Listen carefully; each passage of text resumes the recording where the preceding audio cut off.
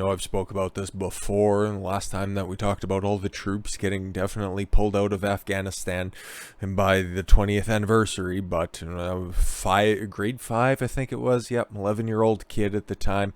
I remember seeing the airplane hit the second building and then going into school that day, and then we just exclusively watched the television. Then at the end of the day, figuring out the guy in charge of who did it all, Osama bin Laden, ringing through the classroom, and then just having to figure out what was going to happen in the aftermath. And then when you're 11 years old, you don't really know what to expect or what the entire consequences, what the fallout of this was going to be. But it is without a doubt, at least in my lifetime, the single most consequential day, because, well, for a whole host of reasons, really, and things that have become a lot more crystal clear now with the juxtaposition of the current pandemic that's going on. Allow me to elaborate on that one for a second. After that horrific tragedy, which it doesn't really matter if we're gonna bicker about the legitimacy of the official reports or not, and it's things that we can't really discuss anymore on YouTube because they're, not really any fun anymore. But who knows, maybe Alex Jones was right after all these years. It wouldn't be the first time and it won't be the last time. But in the aftermath of that, everybody was really, coming together. We were all united towards a common enemy, and we were going to get there no matter what. And in the background, we had, all of the different conflicts that were going on. We had a very tumultuous presidential election, and as a backdrop to this, and political correctness at the time was coming in with its first wave, just trying to take over the 90s, but it was unsuccessful after all of that unity and legitimate healing was happening in the aftermath of that. And then, as the year started to roll on, as the months started to roll on, then it was, if you question any of the hijackers, if you question any of the motives of the terrorists who were responsible for this, you were an Islamophobe, and all that stuff started to rear its ugly head, just like with a pandemic. Some felon fucking overdosed on fentanyl, and now all of a sudden all cops are racist, all cops are bastards, and white people are terrible, and black people are undeniable saviors of the human race. Whatever fucking insanity you want to push. I just see a lot of similarities between the two, and still, without a doubt, you can just take a look. If you want to look at one single day, one single event that changed the course of human history, society as we know it, it's 9/11. And here we are, a cunt hair short of a month away from the 20th anniversary, and then on the 10th anniversary we had fucking Osama bin Laden body bagged just a couple of months before the 10th anniversary, and finally the 20th anniversary we're apparently going to be taking all the troops out of the Middle East because mission accomplished in 2004 only took another 17 years to get there. Again, I have no love for any of these fucking politicians that ended up just plunging and killing thousands of young men and women out there and just plunging us into these never-ending wars. Joe Biden, chief among that. He was in the Senate at the time. He was in the number 2 seat when all of this shit fucking went down, and he went along with all of it, okay? He was for the Iraq war. He was against going after Osama bin Laden, the guy who we invaded Afghanistan over and then subsequently went into Iraq over as well, because more terror was over there. But meanwhile, his base of operations were in the mountains of Pakistan. It's like there's a lot of fucking questions that are going to be unanswered, and like we're mentioning here, the 20th anniversary, there's still more questions than we have answers. And that's what the families of these 9/11 victims, they want answers. Otherwise, Biden, fucking stay at home. You've already caused us enough heartache and pain in our lives. We don't need you to come here and fucking grandstand on something that you've been responsible for. At least the response to it, something that's just kind of going to end up tarnishing the rest of your legacy, because the way that you handled 9/11 and the way that you're handling this pandemic, guess what? You're going to have to fucking wear that, but you won't have to deal with it for very long. But anyways, like it says here, Biden responds to 9/11 families telling him he shouldn't attend events over declassification. It's not like he's declassifying too many documents. It's just there's still more information that needs to be out there, that the population needs to know, that the world needs to see, and that the White House is holding back on. Trump, to his credit, something else that he did very, very well was declassify a whole host of different interesting topics. Whole bunch of UFO shit, whole bunch of JFK documents. The guy said he was going to do it. and he fucking did it. And this is supposed to be the most transparent administration in human history. Fuck off. President Biden's administration on Monday issued a statement. This is from a couple days ago, August 9th, you can tell. Issued a statement after the families of the September 11th terrorist attack victims said he shouldn't attend any of their memorials next month unless the White House declassifies documents related to whether the Saudi government was linked to the attacks. Well, that seems to be where all the funding came from, and that's where most of the passports, like I think Mohammed Atta's passport, which was miraculously recovered from one of the fucking plane crashes, yeah, it definitely happened on the up and up. Nothing fucking funny about that, but I thought that was a Saudi passport. I might be wrong on that one, and oh my god, don't strike me down for misinformation, but I'm pretty sure that's what it was. And again, it was a bunch of Saudis hijacking some planes, so invade Afghanistan? Checks out. During his 2020 campaign, Biden said he would try to direct the Department of Justice to disclose some evidence about the terrorist attacks. How many weasel words in one fucking sentence? He's the expert of that. I've got to give Joe some credit on that. He really knows how to lay a statement and really just put a whole bunch of trapdoors in not a lot of speak. As I promised during my campaign, Biden said on Monday in a statement, my administration is committed to ensuring the maximum degree of transparency under the law. That's a lie. And to adhering to the rigorous guidance of the thing issued during the Obama-Biden Barack Obama and me, Joe Biden. He gave me a job, administration on the invocation of the, he didn't say invocation, he probably muttered something, of the state's secret privilege. You believe me? Biden then announced the Department of Justice made a court filing Monday which commits to conducting a fresh review of documents where the government has previously asserted privileges, and to doing so as quickly as possible. His statement, which was released by the White House, did not say whether any documents or evidence will be declassified. Well, I'm just going to look at it, or somebody's going to look at it, or an intern's going to file some papers, and I'm just going to sniff her hair, or sniff her kid's hair. So who knows, he's probably just going to fucking show up to these memorials, he'll get booed off stage, and everybody will just, fucking turn it down like it's Roman Reigns coming out and then just be like, oh yeah, boo. Fucking magic of the most astroturfed presidency of all time. Anyways, so what's happening on the ground, and why do I not think that there's going to be a total troop withdrawal by September 11th, 2021? The Taliban's fucking making some moves, my guys. They're capturing, as of recording late night Thursday, 3 of the major cities in Afghanistan. Can you believe that the United States have paid $88 billion to the Afghani military to train them over the past, 18, 19 years? And then they failed within a month. They got overthrown by motherfuckers with rocks and old AK-47s. Something's fishy. Something fucking fishy. Coincide that with the fact that Biden and the White House, or the White House administration, whatever they want to say, they released a statement telling OPEC that they need to go ahead and increase oil production. It just seems a little bit funny. It really does seem like really opportune timing, like everybody fucking forecast to begin with. You don't believe me? We'll just go back and take a look at some of the old tapes there. But that's what I was saying at the time. Something really funny is going to start popping up. And boy, Taliban, name you haven't heard in a fucking coon's age. All of a sudden, they're making moves. Very interesting timing. The Taliban conquered Herat, the 3rd largest city in Afghanistan, and took the 2nd largest city of Kandahar just hours later on Thursday, according to a group and local officials. In Kandahar, the designated terror group seized the governor's office and several other buildings, witnesses told the Associated Press, who were also sharing a building with these terrorists. Oh no, that only happens on the Gaza Strip, and that's with Hamas. My mistake. I'm sure they're totally different. They're on the up and up in Afghanistan. They told the Associated Press and other news outlets the Kandahar governor and the other officials fled the area and took the flight to Kabul, the capital, witnesses told AP. How long before Kabul falls? Who knows? Kandahar Airfield was previously one of the main bases housing U.S. and NATO forces before it was given to Afghan security forces a few months ago before the U.S. full withdrawal.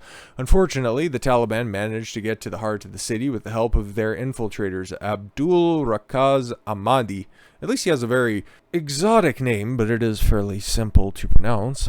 An aide to Ismail Khan, a former warlord, no relation, by the way, a former warlord who attempted to organize the defense of Herat, told the Wall Street Journal the police headquarters has been captured by the Taliban, and as all police forces left it before the arrival of the Taliban militants. The main Taliban spokesperson also wrote in a tweet, which is cool that Taliban is allowed to be on fucking Twitter, but no such pleasantry is afforded to the 45th president.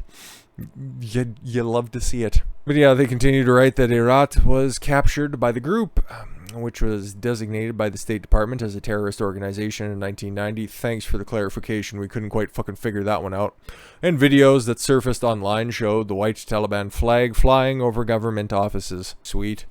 In the western part of the country, the large and strategic province of Herat was conquered. Zabadullah Muhammad, the Taliban spokesperson, whatever, wrote on the social media site, moments ago, the provincial building of the province was completely taken over by Taliban. I mean, liberated by Taliban. Sharia law, my friends. La la la la la la la la. With the police building and other facilities. Cool. So in response to all this stuff, what are they doing? US and the UK are sending in more troops. They're here to help. This is never going to end, guys. It really isn't. I got CNN pulled up just for shits and giggles, so just bear with us all, of course. Pentagon says sending 3,000 troops to Afghanistan is about prudent preparation. Preparation for what? Staying around a little bit longer? Pentagon Press Secretary John Kirby today defended the Pentagon's decision to send 3,000 U.S. troops into Afghanistan as prudent preparation. Yup. Suggesting it is necessary to send so many in order to plan the worst-case scenario. What's that, John? Care to elaborate? No, I didn't think so. This is about prudent preparation. Again, just fucking get on with it. Jesus Christ, CNN. Give you a little bit of rope, and you guys definitely didn't Epstein yourself. Said Kirby, responding to a reporter's question on why the U.S. was sending such a high number of troops. We want to make sure that we've got enough on hand to adapt to any contingencies. Yep. Very vague phrasing there. Did you notice that too? Your question about the numbers being too high, we believe it is appropriate for the security situation that we see now and that we can anticipate possibly in the future. Interesting.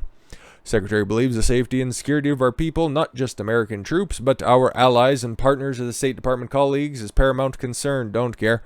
He is not going to add additional risks to the safe movement. I understand where you're coming from, but if you really just wanted to eliminate the problem, that glassing option's been on the table since 2001. If you guys just want to go back and revisit all of that old foreign policy, you know what? That one's still there. I'd be fine with it, and just get the people that you need to get out of the way, just get them out of the way. And like it says here, UK sending military personnel to Afghanistan to help British nationals leave. They're trying to get everybody out there. But Biden's on board, like it says here. He signed off on the US troops sent to Afghanistan.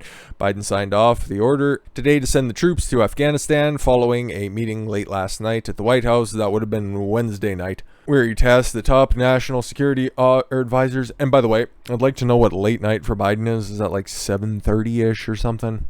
Because normally he's in bed by 8. So top national security advisors to come up with a plan to the to present him in the morning, which is around 10:30. A White House official told CNN News. Defense Secretary Lloyd Austin and National Security Advisor Jake Sullivan briefed Biden this morning while he just stared aimlessly into his oatmeal. He gave the order at the time, the official said, but he was just also taking counsel from his magic 8-ball and whatever popped out of his alphabet cereal. What about the guys on the ground? Well, U.S. Embassy in Afghanistan warns Americans to leave immediately. It's going to get taken over. Okay? They didn't get trained right. That $88 billion fucking dollars. Billions and billions and billions of dollars fucking wasted for nothing. For a security force that couldn't stand up to a fucking stiff wind. On Thursday, the U.S. Embassy in Kabul urged American citizens to leave Afghanistan immediately. A second security alert issued in less than a week.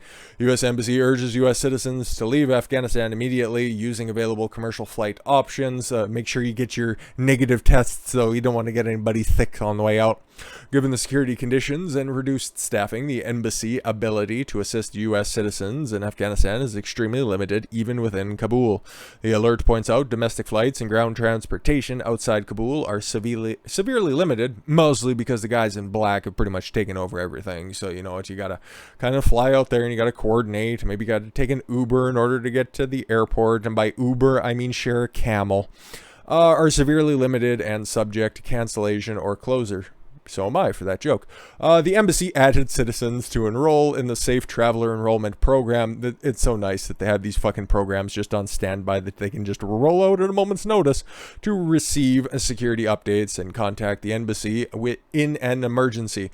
I would consider this an emergency, so I'd imagine those hotlines are probably ringing. The alert also states U.S. citizens should not plan to rely on U.S. government flights. Sweet. If you don't get out soon, we're just gonna fucking leave you there. Or if you're relatively skilled with a firearm, they might just leave you there. Who knows? Who knows? All I can give you is my speculation on this one. I am never very good at making optimistic predictions, okay? Normally, not my strong suit, but when it comes to negative predictions, I'm pretty fucking good at this stuff. I don't see this ending. I really don't see this ending. And Biden's foreign policy, yeah, it leaves a lot to be desired. This motherfucker gets walked over like he has welcome written on his giant fucking forehead. It might actually be on there. It's just all the hair plugs are pretty much just the only thing that's left up there, so it's just folded over the front. But as the Afghanistan war winds down, controversy over policy towards war-torn nations continue. I'm not going to read the article. It's just a nice little backdrop for me to babble over top of. Mostly when it comes to conflict in the Middle East, that's pretty much for the Middle East to fucking fight over, okay? If they want to keep shifting fucking borders, be my goddamn guest, okay? What's in Afghanistan other than heroin and oil? Nothing of real fucking note, unless you want real shiny rocks to throw at your wife if you like to adhere to Sharia law. Other than that, fucking let them squabble. They've been squabbling for fucking decades upon decades at this point. Fucking Soviets, back when they were like an actual force in the world, you know, back in like the 80s, 70s and 80s, they tried to take over Afghanistan. They were unsuccessful. That's where the Taliban gets all their armaments from. Old fucking scrapped tanks that they couldn't get out of the sand, and then old AK-47s. All that shit was there because, you know what, the fucking Russians ain't that fucking far away. But you know what? The U.S., 20 years on, okay? The longest active conflict in United States history. They couldn't get the fucking job done. Mostly because somebody was pussy up top, not wanting to fucking push the button. Could have ended it in a moment's notice, but you didn't. You drug it out. A bunch of people's kids died. That's unforgivable. Some very popular pundits in this YouTube sphere like to forgive Joe Biden. They might champion this as being some kind of a mountain to, or a real hill to die on, that, oh, foreign policy is very important to me, and don't worry about my beanie not fitting my head because it has an elastic band on it, so if my head gets any rounder, I won't have to break this fucking Steve Jobs look I'm cultivating. We get it, you're a fake. But no, the grand scheme of things, pretty isolationist. That's how I like to deal with people in general. You guys fucking deal with your own shit. Shouldn't have been there for that long. Should have been in there fucking body bag. Oh, I was about to say something that could definitely get me in some trouble. But body bag Bin Laden and fucking get the hell out. That was all that you were there for. But no, you just stretch it over these fucking nebulous terms. Exactly what you've seen Biden with his pre-released statement on the situation. Oh, I'm gonna potentially maybe look at declassifying some information that's out there. George W. Bush went from, we gotta get Osama bin Laden, to all of a sudden we're fighting terror. How do you fight emotion? How do you fight shades of rage? You don't. You just end up with a bunch of fucking blood on your hands for no good reason over a vendetta because those fucking people, those sand dwellers in the Middle East wanted to fucking kill your poppy all those years ago. Sucks to suck, you shouldn't be as crooked as the rest of these fucking shills out there. If you want to see where all of this shit kicked off, all of current society, all you need to do is just take a look at the Bush family, and we'll continue that little series eventually at some point. It's just a lot of fucking work, so it's no excuse, but Bush Sr. is quite the corrupt individual, and he was around for a long fucking time, and he caused a lot of this fucking shit. Last time shit was normal, it was with Reagan, and all of these motherfuckers that followed, with one very notable, one very orange exception, But all of the apparati are still there. All the same people who fucking voted to go into these never-ending wars with no discernible payoff, they're all still in positions of power. Schumer, McConnell, Biden up at the top, Pelosi there, Maxine Waters, all of the same fucking names that you'd know. They are all still there, and they will all continue to go on if they think that it's going to line their pocketbooks. And I don't want to have to say I told you so, but I feel like that's the path we're heading down. Anyways, Biden's going to try to fix democracies around the world by having this fucking roundtable, and we got to take a look at that. So I thank you all very much for the gift of your time. I've been Don Consuelo. I want you to follow your gut and get after it. Catch y'all later.